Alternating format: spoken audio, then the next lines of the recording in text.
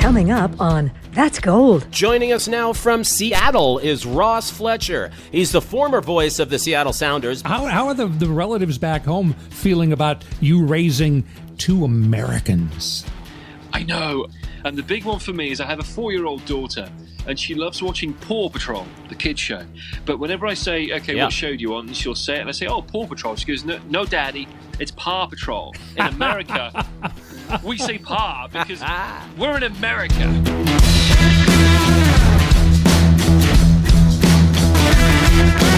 This is That's Gold with Steve Heitner. And welcome to our show, That's Gold. We are powered by Azuñia Tequila, which you're going to hear a lot more about later on, and all of its powers. I'm Steve Heitner. He's Rich Johnson. Say hello, Rich. Hello there. We're looking at the World Cup being over, but the European soccer seasons are about to kick in, about 3 weeks. We will look back on the fun in Russia and the fun to be had in the EPL and the Bundesliga and La Liga, Serie A, all that stuff with veteran football commentator Ross Fletcher. And we'll talk about real football, the American kind, with Shannon Farron. She's an all-around NFL fanatic and the radio sideline reporter for the Los Angeles Chargers. But first, how did we do at the books last night? Yeah, well, not very well. But not bad either. That's because there was pretty much nothing to bet on, as baseball is still off from the All-Star break. Now, I don't know if when I was a kid, my dad used to come in and go, the day before the All-Star break and the day after, he'd be like, these are the 2 slowest days in sports of the year. 2 slowest days. Yeah. So why don't we go out and paint the fence? Not exactly the second half of that sentence you wanted to hear. Yeah, so but it really is slow, but stuff does happen. You know, it's unbelievably the actual All-Star break had some interesting stuff. Let's talk home run derby, all right? Oh, man, here in Washington, they are still abuzz about the home run derby and Bryce Harper and his dad throwing him up gopher balls from about 45 feet and just they're ready to embrace him and take up the collection to give him $400 million or whatever he thinks. And this is the thing that will break him out from his .214 batting average, and he's going to hit 300 the rest of the year and all kinds of pie-in-the-sky crap. All right, well, you covered a lot of that, but what part I want to talk about first is the cheating. I want to be on board that I have absolutely no problem with cheating in a home run derby. Yeah, it's the home run derby. It is not the Supreme Court of the United States. Exactly. Also, when you're cheating on something, it's nice that you can turn and say, I was with my dad. Yes, may it please the court. We're not sure about the clock on this thing. You know, as in Roe versus Wade and Brown versus Board of Education, we really need to rule on this. But yeah, so if anybody was cheating, it was his dad, right? Oh, yeah, throwing him up too quick. They weren't even landing yet, and he was throwing the next ball, right?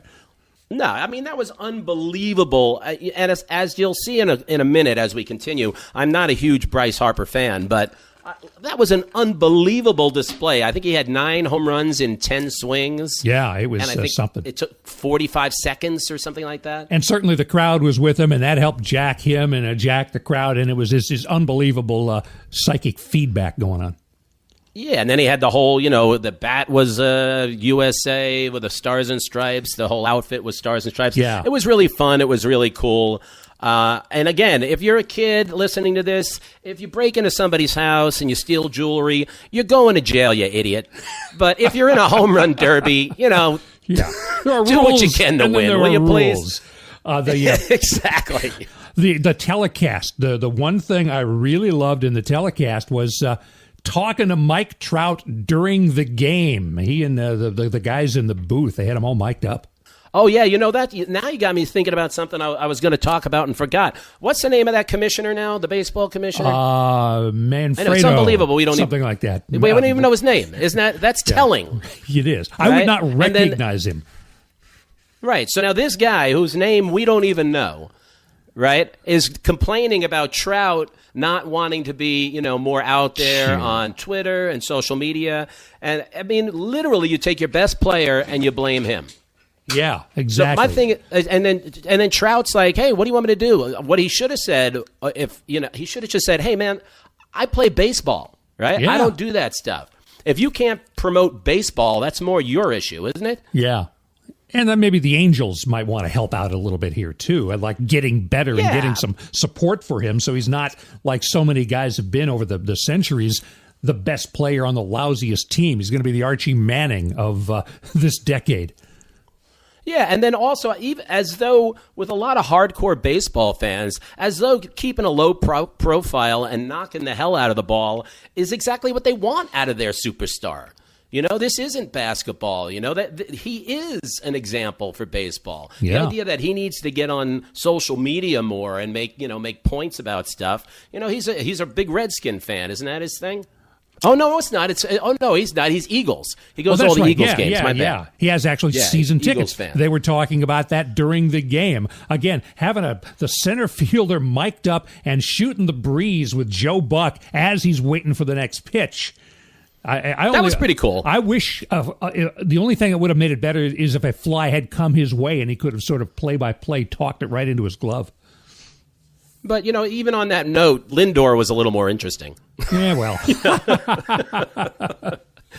But let's get back to Bryce Harper. Go ahead. Harper, yeah. I think he may still sign. At least that's the fantasy around here after everything else with the home run derby. And he struck out, but he was part of the thing. The bandana around his head, that was the flag of the District of Columbia. So there was a nice little olive branch there. Oh, wow. Wow. Yeah. Talk about playing to the crowd. Yeah. But the thing about this is that, so we got Machado, who just got dealt to the Dodgers, right? Yeah, and that's an interesting rental. Yeah, we here in D.C. still have fondness for the Orioles. They're 30 miles up the road.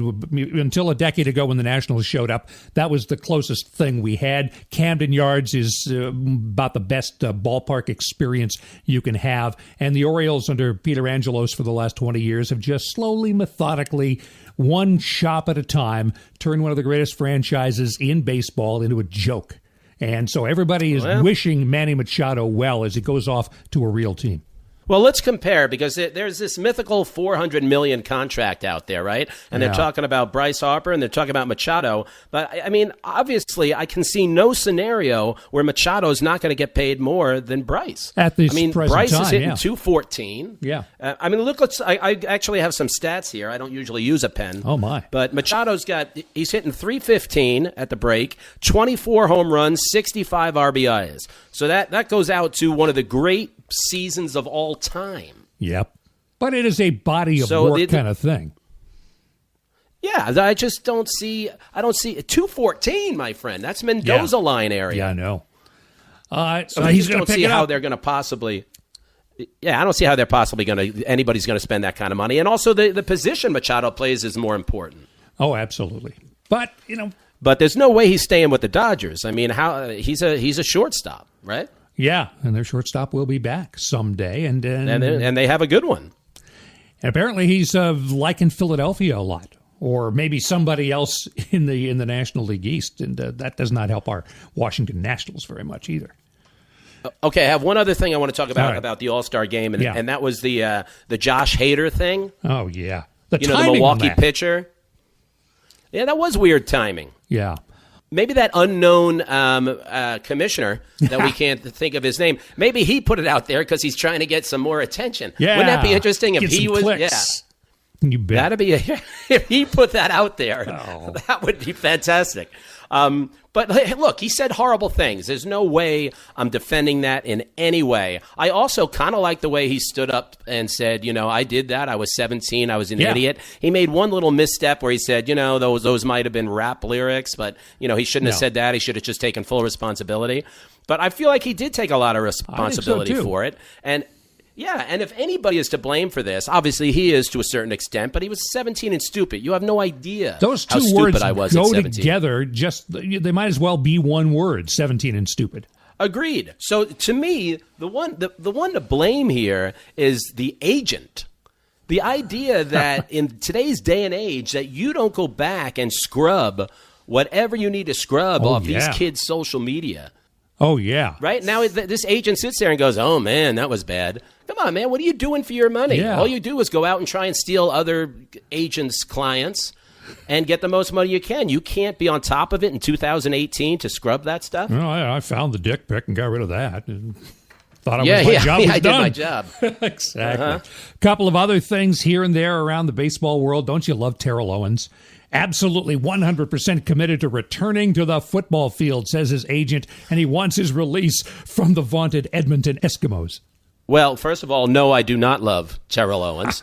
Terrell, whatever you want. I think it's Terrell, isn't it? Yeah. But the point is, I don't care whether I love him or not. The man is a Hall of Famer. There's no argument about it in my book. Well, now, nor in the Hall of Fame book, as it turns out. No, yeah, but it's amazing that whether he's not a Hall of Famer, he's a jerk. Now he's a Hall of Famer, he's a jerk. It's amazing that doesn't change. Yeah. He's also 44 and hasn't played since about, the Bengals in 2010. Can you imagine? Look, obviously he's running these fast sprints and stuff or whatever his numbers are, but you're 44, you're going to get hit, right? Yeah. And Jerry Rice is saying the same thing, like he wants to come back in. You can't take those hits. Yeah, no kidding. And or you can take the hits once. It's like one hit. Like landing a plane. You can land any plane anywhere once, as a pilot told me.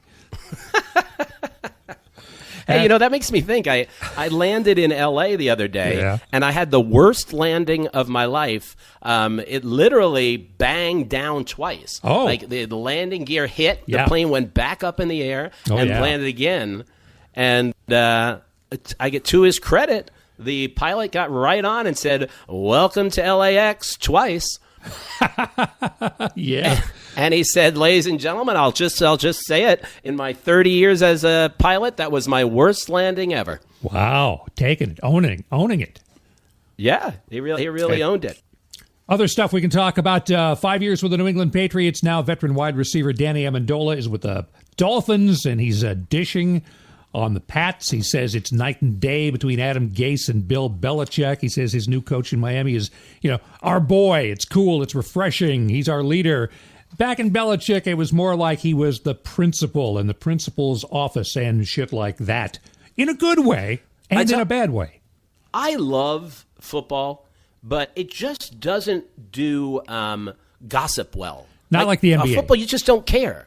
Right, exactly. The NBA, everything they say, I'm riveted, right? Yeah. And the whole thing with KD and should he have gone and all that stuff, I just feel like football is like trying to do gossip. And I guess the thing with the kneeling is of interest, but I could care less what he thinks about this, right? Did any of that have any interest? Yeah, as a TV show that I was watching that wrapped up last night, the guy said, "No rear view mirrors. Just keep on keeping on." So there's that. Exactly. The only thing that I found interesting was, did you watch the two Bills with Belichick and Parcells? Pieces of it here and there, yeah.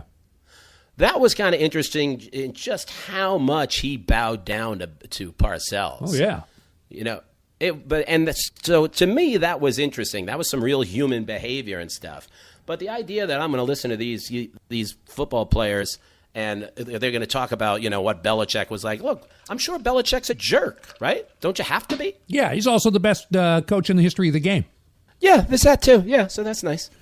Another thing about here in our nation's capital that's always been a bane of our existence for the last 20 years, not the Redskins, that's a fairly recent thing. It's the Redskins' home, FedEx Field, which Jack Kent Cooke in his dying days built out in a town that they made him, Kent Cooke made the state of Maryland incorporate under the name Raljon for Ralph and John, his two kids. And the second he was... Is that right? Oh, yeah. And the second Snyder bought the team and Cook was in the ground, they got rid of that and called, no, it's Landover. It's unincorporated Prince George's County and all that. It is a horrible place to go to. I mean, the stadium is, once you're in there, but just getting there and getting out is impossible to the point that people will not go to the game. So they're trying to fix things up in the years that they have left. There's 8 years left on the lease, and they're desperately going to build a new one somewhere. But in the meantime, there's a new crowd pavilion. There's Bloody Mary bar. There's TV showing the game.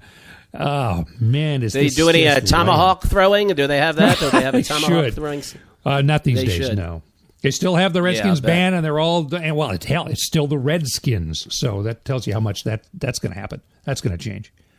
And that is amazing that the sticking with the Redskins thing is it's stunning. on so many levels. The idea of how simple it would be. And then if you just want to monetize it, hey, you can sell more stuff, right? It just seems crazy. Given the mercenary nature of Mr. Snyder, and by the way, when he took over the team, it was quietly told everybody in the office, you will refer to him as Mr. Snyder.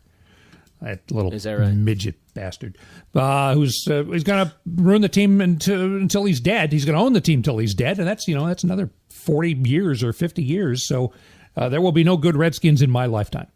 I don't know. Could they? I mean, now I don't know. Now you got me thinking about this. What could they call themselves? Like, would Warriors be good? Is that that's not offensive, is it? Back to something sort of national senator with DC like. Maybe people have come up with various things. Red Storm, Red God. Do we Tide, really want to pull the name into the Beltway? Is that way? We don't want to.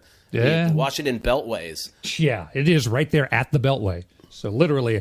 Yeah, but I think you can say something like, supposedly you can say something that still sounds like referring to Indians in some way if you wanted to do that. Well, by the way, is Indians, is that something you can't say? Of course not. Oh, yeah, Cleveland's always been in that because, Christopher Columbus, the legend is Christopher Columbus landed and went, oh, I'm in India. That's where I was trying to go, so those must be Indians. Yeah, I don't know how true that is after a millennia, but what the heck. It just seems like a simple fix. And one sad story to end. One of the great sort of inspirations for one of the best movies of all time, I think, Good Morning Vietnam. Adrian Cronauer, the military... One of the best movies of all time? Let me rephrase that. It was a really good movie. I got caught up there a little too much. You got really carried away. All right, one of the best Robin Williams movies. How about that? Okay. Yeah, I don't know about that either, but okay. One of the best really good So movies. what about that? Adrian Cronauer, the inspiration for that, the military DJ in Vietnam in the mid-'60s. Cool. He had died this week at age 79. He was a sergeant in the Air Force in 1965 and 66, and he did, other than actually opening his show with Good Morning Vietnam, everything else was pretty much fiction in the movie, but he enjoyed it. He enjoyed the Hollywood making. When the film was released, the campaign for Jesse Jackson back in 84, when he was running for president, maybe 88 actually, called and asked if Cronauer would help out, and the conversation didn't last long when they found out that Cronauer was a lifelong card-carrying Republican. Oh, whoops. Well, what I really admire about him is that like around age 50, 55, he went to law school. And for the last 20 years has been an attorney and in the law profession. So, R.I.P. Adrian I'm starting Cronauer. a podcast at 58. Are you impressed with me? Well, I'm sorry. I got you beat a little there. Okay, well, that's a lot for slow sports days. Yeah. That's a lot of stuff we covered. We're going to be back with soccer commentator Ross Fletcher. I love Ross Fletcher. All right, I don't know if I love Ross. I like... Wow. Again, all time? Okay. Yeah. You strongly That's like a lot. him. I'm Steve Heitner. We'll be right back. Hey, what do you know about tequila? Well, if you stick with us for a while, you're going to know a lot, because we're going to learn all about it thanks to our flagship sponsor of That's Gold, Azuñia Tequila. Let me ask you a question. Did you know that a lot of tequilas for sale in the U.S. contain the bare minimum of actual tequila? Now, that bare minimum is 51%. Let me ask you another question. Did you know that many tequilas come up from Mexico in tanks? Yeah, a tank of tequila. On the other hand, Azuñia is 100% pure Weber Blue agave tequila. Azuñia's blue agave comes from just one place on the planet, the valleys of Jalisco, Mexico. Oh, very nice. Well. Very nice. Yeah, thank you. Azuñia's blue agave plants grow for 8 to 10 years before they're harvested, when the experts determine that each plant's sugars have reached the perfect level. Look, we're going to tell you more about distilling, aging, and bottling Azuñia's 4 distinct tequilas in the coming weeks. In the meantime, find yourself a bottle. It may not be that easy, but it's worth it. Find out where at AzuñiaTequila.com. Azuñia, honestly authentic. That's Gold is back. All right, joining us now from Seattle is Ross Fletcher. He's the former voice of the Seattle Sounders, but lately he's been quite the citizen of the world, let's say. Just back from Russia. Russia? What am I, my uncle? Yeah. Just back from Russia. Doing what at the World Cup, Ross? What were you doing there? Steve, great to chat to you. I was out there working for, I'm going to try and keep this as simple as possible, what's called the host broadcaster for the World Cup. So, in essence, making short feature films for all the television companies around the world that are showing the World Cup. So you probably would have seen some of my work on Fox over the last kind of month or so. Yeah, sounds like meddling or collusion. It sounds all very sketchy. Yeah, I know. This is probably not the best time to be talking about Russia right now and me potentially eulogizing over the people I met and the places I went to. But it was a fascinating kind of eye-opening experience, just drilling down beyond the politics and all the stuff that we don't agree with to meeting regular folk like you and I and realizing they are just regular folk like you and I. It was amazing that they just want to be welcoming to you. They want to show you their finest. I'll tell you this little story. I did a film with a 70-year-old guy, long-time sports journalist, and we're making this film for whoever. 7:30 in the morning, we get him to go into the sea by Sochi's main soccer stadium, amazing stadium, right by a beach. 7:30, he goes swimming. We take him back to his house, freezing cold, thinking, what have we done to this guy? And then at his house, his wife is ready with the most amazing spread at 10:30 in the morning of breads and cheeses and all sorts. But an hour and a quarter before we'd even eaten too much, this guy plied us with 2 glasses of homemade red wine, 1 glass of homemade white wine, and 3 shots of the finest whiskey he had in his house. Wow. The whole story sounds fantastic. But why did you have to throw him in the water at the beginning of? I don't understand. Couldn't that whole thing have happened without throwing the 70-year-old man in the water? Oh, absolutely. But it makes a nice opening shot for a piece of television.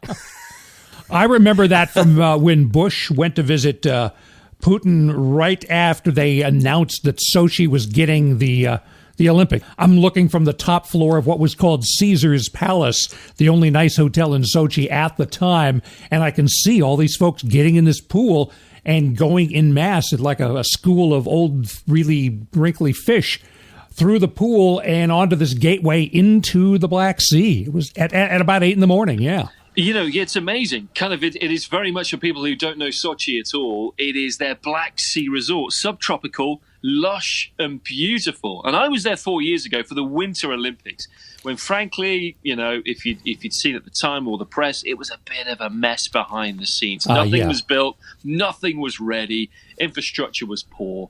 But this time around, in the summer as well, it's like, 85 degrees there every day, palm tree lined boulevards, restaurants overlooking the sea, and pretty nice welcoming people. So, I'm not here working on behalf of the Russian Tourist Board. I'm just saying. Oh, but it's good to hear. It's good to hear. The rubles don't go too far, Steve, with the exchange rate. But it was really eye-opening for me to see a different slice of Russia than what, we see through the media. And I went to Moscow as well, and this city called Yekaterinburg on the border of Europe and Asia. And everywhere we went, people were just wanting to be helpful and open and having a bit of a World Cup jamboree. Nice. Now, talking about things that are good to hear, our listeners are geniuses and also can detect your English accent. So let's just say the English side came so close. First off, Steve, I don't have an accent because I'm English, all right? It's the mother tongue, yeah. Yeah, and for English soccer fans, this was just a wild ride because for, the last 20 years or so, we've built our soccer team up to say we're going to win every tournament, and they've not been anywhere near good enough. And the media hypes them up, and then they fall with the pressure and the weight of expectation. We all have a thoroughly miserable time. But this time around was different. And you know why? And this is really interesting for me as a long-time sports broadcaster, the psychology side of stuff. That England had a relatively new coach who'd been through the ringer as a player, missed a crucial penalty kick in a championships in 1996 for England in a semi-final. which is where England got to in this tournament, incredibly so. But he was a guy who'd been through it before, but more for me, was able to use that experience and impart that information on his team. And he just brought them back down to earth. And we no longer seem to have these inflated egos, this sense of expectation from the English media and the players trying to close the walls off from everybody. Gareth Southgate, this coach, he opened up the team to the public, and the public responded. They even got over a little bit. So you're talking about the beauty of low expectations, isn't that what you're talking about? Yeah, pretty much. And we let me tell you something. I've been leaning on that my whole life. Aren't we all? And we should have had low expectations as England fans for the last 20 years. We didn't. Finally, we did. And then what happens? We go to a darn semi-final, have a great old time, lose to a better team, and actually, for once, as arrogant, we rule the world, we made this sport up people, accepted that England didn't deserve to go to the final. And that takes some doing from an English perspective. Then, of course, the folks on the other side of the channel actually take it all. How does that stick in your craw that those Frenchies have done it? Yeah, I know, waving their baguettes at us across the English Channel, taunting us. It's always a bit hard to take because France for a long time had not been a huge soccer power, but they deserved it, and they have this young, exciting team that's slightly more technical than England are, and a little smoother and a little faster, and they played some really good stuff throughout the tournament. And they have this young guy, Kylian Mbappe, 19 years of age. Yeah. Who was just lightning, grease lightning, was fantastic to watch. And he made all the difference for them. And people are talking about Ronaldo and Lionel Messi as being the two totemic stars of soccer. But this guy is not only the future, Kylian Mbappe, I think he is the present, given how well he did at this World Cup. You said that the English side lost to a better team. Do you believe that? You believe the Croatian was a better team?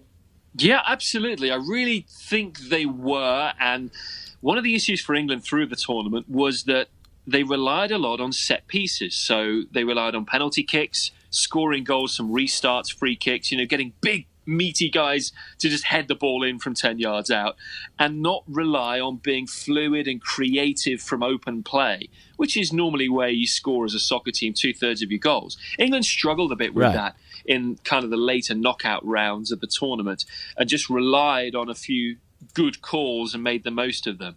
Whereas Croatia had two guys in the middle of the park, Luka Modric and Ivan Rakitic, who were just a brilliant, graceful combination, pure soccer players. The ball is always glued to their feet, and whenever they pass it, it goes to the right guy, and they can find pockets of space and angles that no other players seemingly are able to do. And from that point of view, I felt like Croatia deserved it more. They didn't panic when they went behind to a set-piece England goal. And, in the end, I think that the better team did win, even though, this is a small nation of, 4 million people. And us proud Englishers are thinking, we should beat these tiny minnows. But it just goes to show size of population and the US coming into that doesn't factor into being a good soccer team. All right, Fletcher, I see you're trying to stay on the high road here. You're going to get a nosebleed up there, I tell you. So let me just ask you one final question about that. If they were the better team, do you not feel that England would have given the French a better game? I don't know that they would, and I wouldn't have liked to have found out, Steve, because I fear that England would have been on the end of not a hiding, but a pretty bad result, because France were better in all departments. Yeah, England had this athletic, dynamic young team, but they were still fairly inexperienced and didn't quite have the same quality of player. If you try and equate Kylian Mbappe, this guy I was talking about for France, to anyone on the England team, we had a guy, Raheem Sterling, who was probably the equivalent, and he hasn't scored for England in 25 games or something like that. And there's Mbappe smashing these goals in. So I genuinely feel, and it's hard to swallow as a solid English fan, to say that I think France would have been the better team. And in some ways, England did well to get to the semi-finals because they had a rather kind draw through the knockout stages. But, you take what you can get. You can only beat the teams in front of you. And they justified their semi-final place. But I think that was about the English limitations. All right. That's enough World Cup. I know that our listeners are saying, you know what we really want is more information about Ross Fletcher. So let's get to that. How's life in America treating you? What are you going to be doing during the European seasons? It's great, yeah. So during the European season, I do a little bit of European soccer for Fox Sports, and that's fun to do. Pronouncing German names is always a deep joy. It's like for us as Englishmen abroad, potted history, came here to work for Seattle Sounders, thought we'd be here 3 years, my wife and I, no kids. 6.5 years later, 2 American-born kids, still here, loving life. And the Seattle summers, as many of your listeners will know, are simply unbeatable. So if you know anybody with a boat, please let me know, because I'd love to go out on one again. Freelancing on the boat here, freeloading on the boat. Oh, yeah, how about that? How are the relatives back home feeling about you raising 2 Americans? I know, and we have grandparents visiting all the time and trying to stop them saying water instead of water. And the big one for me is I have a 4-year-old daughter, and she loves watching Paw Patrol, the kids show. But whenever I say, okay, what show do you want? And she'll say it, and I say, oh, Paw Patrol. She goes, no, Daddy, it's Paw Patrol. In America, we say Pa because we're in America. Oh, my. Hey, is your father-in-law still roaming the earth in an RV?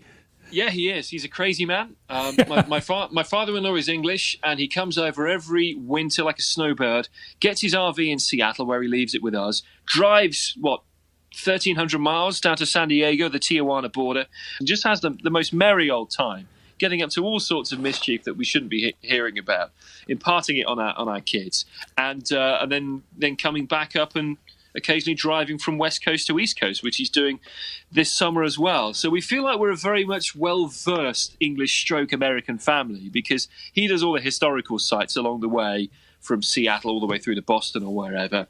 And then, we live here, soak it up, and listen to our American-born kids tell us how to pronounce things correctly. Well, listen, we want to thank Ross Fletcher for, Ross, on the intro, I have to tell you, on the tease, I said Ross Fletcher. I said I love Ross Fletcher, and then I corrected myself. I realized maybe I like Ross Fletcher. Yeah, I thought maybe love was too strong. Jealousy is a bad thing, Steve. You got to get over it, friend. But we're happy that any part of your family are Americans. It'll be great. You and I are overdue. We need to bend an elbow soon. Absolutely. Whatever that means. No idea, but it sounds good. It means drinking, Ross. It's drinking. Well, yeah, okay. I'll have half a warm shandy like us good English people do once in a while. How about that? Sounds delicious. It's time to talk American football. Next on Let's Go.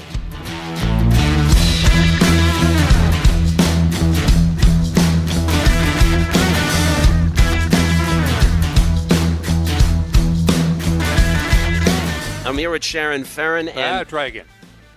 What? Not Sharon. I said Shannon. Didn't I say Shannon? No, you didn't. I was looking at Shannon. You just said Sharon. I would almost go back and take a listen to that. It happens all the time. Go back to the videotape. Okay. We'll anticipate the R's. Okay. Okay. We're chatting with Shannon Ferrin, KFI Los Angeles talk show host. How do you like being a talk show host? Oh, I love it. I mean, it's a great gig if you can get it. You get to go into work and talk with one of your friends for 4 hours a day on what everybody else is talking about. So it's good time. Yeah, I would think that would be a good gig. I mean, I'm guessing there are times you're talking to people that it's like it must be pulling teeth with some people at some point. But, I mean, maybe not pulling teeth. How long is the longest interview you're talking to with somebody? We have had interviews that last an hour. What? If we have somebody interesting in studio, an actor or somebody in the industry, it's kind of fun to hear how that side of Los Angeles works. But usually the interviews are about, a segment or two, maybe 15 minutes, maybe 25. And, it can be like pulling teeth sometimes, but, when you spend many years as a reporter, you learn how to get people to do what you want them to do. Yeah. You learn how to drag it out of people, right? Having worked with Shannon in Seattle many years ago, she's really good at that getting people to do. Because I believe I drove you home from a New Year's Eve party once. Oh, my. Right? And received no benefits on either end of that drive. I was just the goodness of my heart. Yeah. So you're so moving away from that, you're a football fan?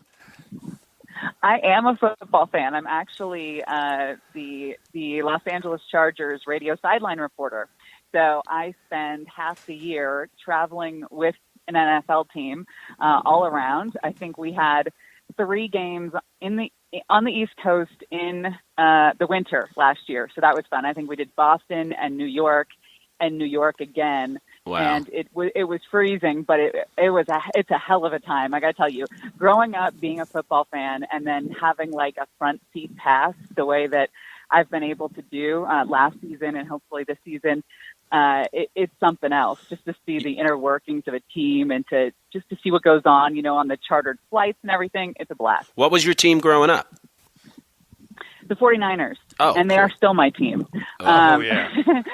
It's a different division. It's a different conference. So I feel like I'm not cheating on my 49ers with my new job. Well, it's an interesting season for them. They gave $6 billion to a guy who's played 4 games. So we'll just we'll see how that goes. I know. We'll see how that works. Yes. That is my biggest fear is that he goes down in week 3. And then, what are we left with? Yeah. This is a woman with Candlestick Park on her Facebook page. Oh, really? Yeah. The old park.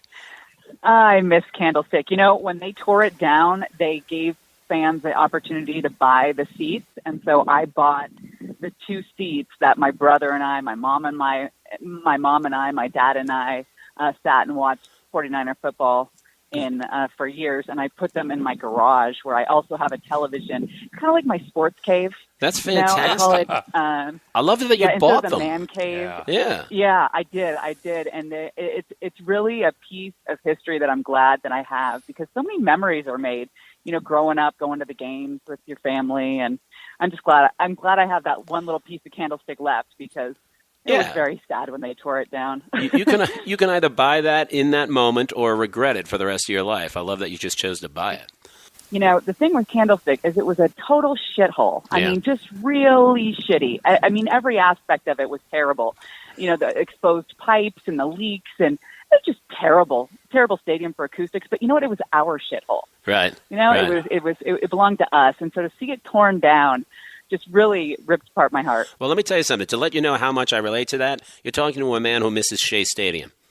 Oh, man. That's a reach. So that gives you an idea of how much I relate to that. And then on the other note, when you said you had a man cave, have you heard the term she shack? Well, I call it my Shan cave. Yeah. I like that. Do you let the husband, the former man friend, come in?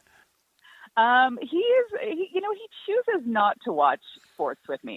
He chooses to stay out of the room. He's a very smart man. So you're up in the whole deal? Oh, yeah. I make up some new profanities. Well, I mean. I do. You've spent a lot of time at Shea Stadium. You probably are a guy after my own heart when it comes to watching sports and being obscene. You got to be in the you got to be in the moment in Shea Stadium if you're going to be obscene. That's the correct place. Now, do you miss watching Sunday football because you're on the field and you really only get to focus on the one game? I do, but if the 49ers are playing at the same time, I record their game. With the NFL Game Pass and all that, you can watch it in the car on the road. There's just so much access to football right now with apps and all of that I really do. I do watch a lot of football because I will watch, obviously, the entire Chargers game and then go home and watch all of the 49ers. I do have a question. It's a good problem. I have a question about sideline reporting that I've never asked anybody. Now, are they going to come to you a couple of times, or do you pitch questions, or do you get a star's attention, or is it a little bit of all of that? So during the preseason, we have access to the players. I can, pull aside Phillip Rivers in the third quarter and, talk to him for 10 minutes while the action's playing out because nobody really cares because it's preseason. Right. During the regular season, there's no access to players until after the game, a walk-off-the-field interview, if they win. If they lose, wow, they rarely want to talk, but after they win. And a great story about that is I have to go to the PR people on the sideline and tell them which player I want to interview after the game. Now, they're supposed to expeditiously make that player available to me and make it all happen. It's like you got to ask permission, and I hate that. You know how I am. I just, being a reporter in the field, it's like you take what you want, right? You don't wait for it. You don't wait for some PR hack to lead you to your story. So I wanted to interview Melvin Ingram, and he is a star edge rusher, and he was walking off the field, and I had already told the PR person who I wanted to talk to, well, they weren't facilitating this. They weren't making this happen as quickly as I needed to go on the air with it. So I just run after Melvin Ingram, and I'm like, Melvin, talk to me. What was going through your head? Crazy game. And he says, on the air, live, it was fucking dogfighting, man. Live on the air. So the whole broadcast team, we think this is hysterical, right? You know, who doesn't think it is hysterical is the head of the station and pretty much the entire corporate board of iHeartRadio as well, too, right? Exactly. And so everyone on the broadcast team gets a text. Nobody's making mention of this. We haven't heard anything about it, but don't talk about it on your shows tomorrow. Don't talk about it in the pregame. It's like it never happened. Yeah. And it was such a bummer because it was such a great moment, and he was being so frank, and it was just awesome. But that's why you ask the PR person for permission. Okay. That's why you get the permission, so that they can go up to the player and say, hey, don't say fuck. Yeah. Two things. What I have to know, what was your follow-up question? I was completely speechless. I for once in my life, had no idea. I think I just hit back to you, Matt. I think I just threw it back to the booth. Yeah, and then the other thing that is going to be my favorite quote from this interview is, you don't wait for some PR hack to take you to your story. You go after it. Clearly you will never work at the White House. No, I won't. That is a she-shack I'm going to be very careful about entering, I'll tell you that. Well, that's great. So anyway, on the question I asked, so then how do you get on a regular season game? You're supposed to always go through the PR. Like if you're got somebody in the second quarter and you have them, how did you make that happen? Did you contact your producer and say, I have this?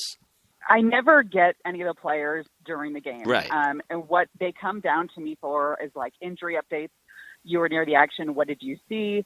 I'll have some sidebar stories already in my pocket to go for that game. If somebody needs 10 yards to set a team record, Joey Bosa needs 3 sacks to set his record for the year, or you know what I mean? So I'll have those storylines kind of to go on before the game and know when I can weave them in. And then if something happens, if he gets the 3 sacks, I get up on the IFB to the producer and I say, hey, come down to me.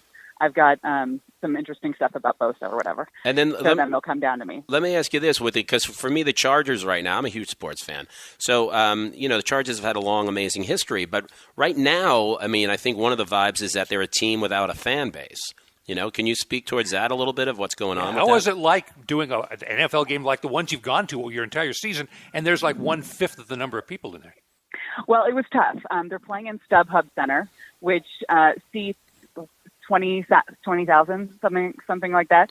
And that was a problem because in Los Angeles, you guys know this, nobody's from Los Angeles, right? Everyone's from somewhere else. So everyone was excited to see their team come to Los Angeles, whether it was the Rams or the Chargers last year, to be honest. When I went to the Niners-Rams game on Christmas Eve last year, it was mostly Niner fans there. Yeah. And that's just the problem that you're going to get in LA for the next couple of years until these teams are established as Los Angeles teams. With the Chargers, there are people that have driven up from San Diego. They also had a pretty loyal fan base in Orange County. So that's good. Right. I think it's just going to be whoever wins first. LA fans are so fickle. Yeah, and a winner will do it. A winner will do it. Absolutely. Yeah. It's just going to have to be. And the Chargers, it was so unfortunate. They were the best team in football down the stretch. Up there with Jimmy G and the Niners. They were hot going into the playoffs, and it just didn't work in their favor.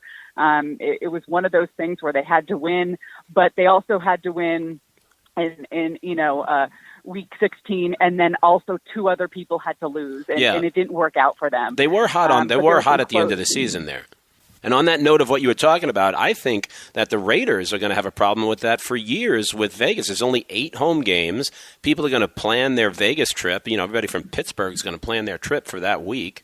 And I think you're absolutely right. I think it's going to be an away game at every home game for years. I think. I don't know if it'll change. I mean, and I don't think players are going to want. I don't think they're going to do well bringing players to the Raiders because of that. The players hate that. It's a hard thing to do when you're at home and it feels like an away game. Yeah, I think they're going to run into that for a long time, whether they win or not. I just think only 8 games, man. People are showing up for their Browns. People are showing up for their Steelers. I would disagree, given the Golden Knights story. It was going to be an expansion. It was going to be obligatory. There were going to be empty seats by halfway through the season. No, they won, and that fixed all that. If the Raiders can win, they will develop a fan base. I think it's a different argument. They'll be sold out every game. That's not the argument. Yeah, but will there be people in the seats? But they'll and who will they be rooting for? For the Knights, there's 41 home games, so it's a whole different situation. When there's only 8, it'll be interesting to see how it plays out. Well, in Los Angeles, really, to be honest, is still a Raider football city. Yeah. You'll still have more Raider fans in Los Angeles than Chargers or Rams for a long time. And how many of them will make the drive out there on Sundays? Probably a lot. Yeah. They're crazy. They travel. They do. Shannon, thank you for taking some time to chat with us. It's great to meet you. I know you've known Rich for some time, but thanks for answering my questions. And hopefully we can call on you again sometime and just continue. Of course. That was a lot of fun. Nice to meet you, too. We have to get back to seedy Irish bars on Fairfax Street. That we can do. Yeah. Steve is very familiar with those, too. So, yeah. All right. Thanks a bunch. All right, guys. Take care. Hey, a quick word about our friends at VEASAN, the Vegas Stats and Information Network. This is the all-sports betting channel that was cool enough for veteran sportscaster Brent Musburger to quit working the press boxes and take his action full-time to Las Vegas. Now, if you remember Brent's phrase, "My guy's in the desert," when hinting at what a game means to the bettors in Vegas, now it's all out in the open. It's great. Now you can hear Brent straight up from 6 to 8 p.m. Eastern Time Monday through Friday, and check VEASAN live from 7 a.m. to 8 p.m. weekdays and 11 a.m. to 6 p.m. weekends. VEASAN is live on your SiriusXM radio channel 204 and at VEASAN.com. Oh, also, sign up for VEASAN's free daily newsletter and subscribe to Point Spread Weekly, the most comprehensive sports betting guide you will ever find. Trust me. And check the VEASAN podcasts, including Ron Flatter's weekly horse racing pod. VEASAN, odds are you're going to like what you hear. That's Gold is back. When we last gathered, we learned about the Super Contest at the Westgate. $1,500 entry fee. You pick 5 NFL games of your choice against the spread that's set on Wednesday of every week, 17 weeks of the NFL season. Winner last year took away more than $1 million. I believe it's 50 people will cash out, even if the last person is only getting their $1,500 back. It's like 3,000 plus people will enter. So should we enter? $1,500 is a lot of money. Yeah. Money's always relative, For a billionaire, that's not a lot of money, but I think for the average person, $1,500 is a lot of money. What do we want to do? We want to go team gold on this? What are we going to do? We could do that. We could pick a couple. We could maybe leave a consensus pick for the listeners each week if people want to participate. I like that. Yeah. So, it's a programming element, and we have a programming budget. Something we can talk about for 2 shows every week to be just really lazy about it. I'm in. All right. We are going to enter the Super Contest. It means I got to go to Vegas. Oh, darn. And actually do that. And then we have to get a proxy service, which is like $300-400. And somebody physically goes to the counter for us each week to place our bets at the Westgate. That's $400? Yeah. Well, it's 17 weeks of people getting it exactly right, our 5 picks. And they're doing this for, several hundred people. It's a couple guys make a full-time living out of doing that. Yeah, I'm thinking I want to move to Vegas and stand online for $400. Oh, there you go. I could do that. Fly down every week. Yeah. Yeah, not a bad gig. So we will make a couple. There's 5 picks. So, you make 2, I make 2. We leave 1 to the crowd, or you make 1, I make 1. We leave 3 to the crowd, which I think probably has a lot more football picking experience than me. I think that'd be good. I'm for it. Listen, last time I went off on my own Azunia moment, something I was feeling strongly about. You have anything you want to talk about? I love the Azunia moment, the moment of unanticipated bliss. And I think before we get rolling on this thing every single day, I want to say that this whole podcast is my Azunia moment. I'm no longer doing mainstream radio newscasts. I cover the White House beat 6 years in two separate entities. And boy, I could not be happier to not be doing that job these days. I've talked to a few former colleagues. They are miserable over there. It's not about being for or against the current president. It's no better for my friends on Capitol Hill covering Congress. They're trying to be truthful. They're trying to be fair. They're trying to be accurate in a time where none of that seems to matter anymore. There's really no way to win or even measure your performance. Steve, I've heard you talk about why you don't do Trump material in your stand-up act. Yeah, look, if you're a political comedian, great. You're going to stay there for an hour. But for me, if I do political jokes, what am I going to do? 3 of them? 4 of them? Do I want to polarize the room for, 5-10 minutes of 4 jokes? It's just not what I do. And then sometimes comedians are getting attacked for staying away from it. But you know what? My act is all about people enjoying themselves, getting away from their job, having a couple of beers, and laughing about life. So I just feel like it's too polarizing to go there. Yeah, we're going to do this podcast 5 days a week, and it will be as Trump-free, Congress-free, politics-free as we can possibly make it. I'm sure something will come up someday we have to talk about, but we're setting the bar really high on that. I've dedicated most of the past 4 decades to hard news. And I'm done. I am in this for the fun. And regardless about how you feel about the situation in D.C., we invite you to join our fun. Thanks again to our guests today, soccer commentator Ross Fletcher. Follow him on Twitter at RossFletcher1. That's the number 1. And Chargers Radio sideline reporter Shannon Farren. Follow her on Twitter at Shannon Farren. That's Farren. All right, well, I enjoyed your Azunia moment. I'm happy that you're happy being here. I will continue doing what I do, being America's clown, and hopefully it could be enjoyable. What I would like you folks to do is please tell your friends, your enemies, your coworkers, relatives, strangers, just people on the bus, anybody else, to listen and subscribe for free to That's Gold on iTunes, Stitcher, Spotify, or any other podcast distributor. And tell us how we are doing. Send us a note to feedback@thatsgold.gold. Again, that's feedback@thatsgold.gold. All right, he's Rich Johnson, I'm Steve Heitner, and we're back tomorrow. The podcast drops at 5 a.m. Eastern Time. Until then, remember that life is a gamble, so get your chips out there.